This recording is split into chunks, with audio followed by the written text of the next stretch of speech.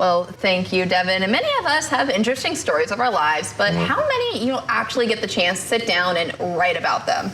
Yes, and today we're joined by local author Sarah Grenier Harvey to tell us all about the book that she wrote and recently published, Clucks and Chaos. Here it is, beautiful cover. Thanks for coming on in this morning, Sarah. Thank you. Thank you for having me. Yeah, so first off, just want to tell us just a bit about your background, animal rescue, things like that, and kind of how you, sort of what's going to lead into this book, but what you've done in your life with that.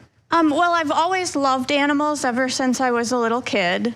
And one day I decided, how about we get some chickens? And so I decided that rather than just get them from a hatchery, I was going to rescue them because that's just who I am. And I ended up taking in some that actually had one of the worst poultry diseases on the planet. And of course, I didn't realize that. And people were telling me to burn down my coops and give up and never have any poultry ever again. And I'm a very determined person. And I thought, no, I'm absolutely not going to. We've spent thousands of dollars building our coops together, and I wasn't going to give up. So that's one of the messages in the book, is about determination and not giving up on your goals.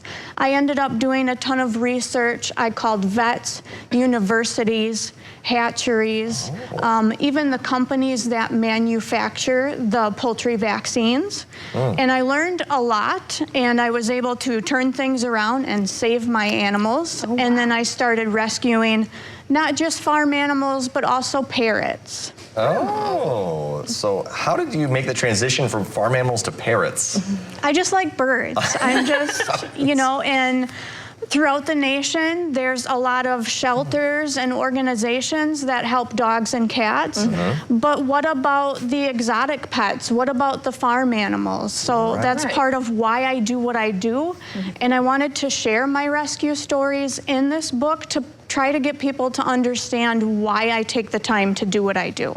Yeah, so you said it took you, about a year or so to write this book. What is that process like? I mean, especially, kind of reflecting on, these past, events in your life.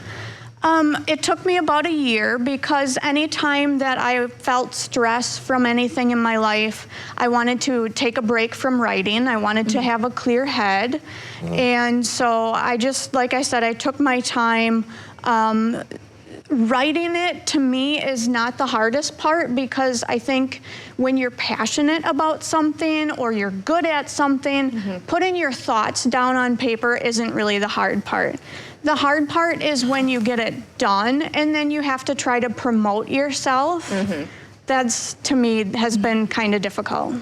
Absolutely. I mean, I could imagine, publishing, putting out your stories, people are reading it. Yeah, and these are going to be a lot of personal stories in the in your book, and it's to help people, kind of with their own experiences as well, and to see your journey through it. And I hear you've just started another book, isn't that right? I just started last night, right. That one is a little bit more about animal care advice and tips. This one is a little bit more about life lessons. And I've had people purchase the book who don't even own animals that say they loved it just to learn about different points about how to not only treat animals better, but each other. Absolutely. And so this one might be a little hard. What's maybe like your favorite, memory that you wrote about in your book? Oh, wow, there's quite a bit. That one's kind of a loaded question, or maybe just anything, or even just any, lessons that kind of stick out.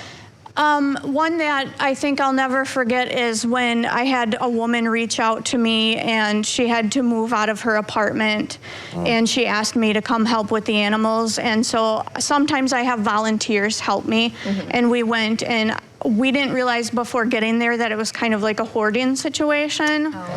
And then after spending some time with her, you kind of get to realize that this woman is really struggling, and so that's another point in the book, is you don't really know what somebody else is going through, and to try to be sympathetic towards people more. Yeah, a lot to unpack in the book. And if people wanted to reach out or purchase the book, where would they go to find this? It's available on Amazon. Again, it's called Clucks and Chaos. You have to search the title. Another reason it's been difficult is because there's 32 million books on Amazon. Oh, so a couple. With a new one published every 5 minutes. Oh, wow. So yeah, there's a lot of competition when you write a book. Locally, you can find it at Water Lily's Creek Gift Shop in Sugar Camp, which is a nice little store. Eagle River Pet Company Pet Store in Eagle River, and Northwoods Pets in Rhinelander. It'll soon be available at Jamie's Java in St. Germain. And at the Eagle River Library, I'll be doing a presentation about my animal rescue stories and chicken and parrot healthcare tips, July 27th at 1 o'clock in the afternoon. Perfect. Well, it seems so exciting. You're really getting your book out there. I hope it's super successful. And then also it says on the front, just real quick, you have a YouTube channel. I do. It's called Chicken Chat, and that's actually what I started with before I started writing. I am recommended to people by the traveling farm vet, Dr. Scott McKay.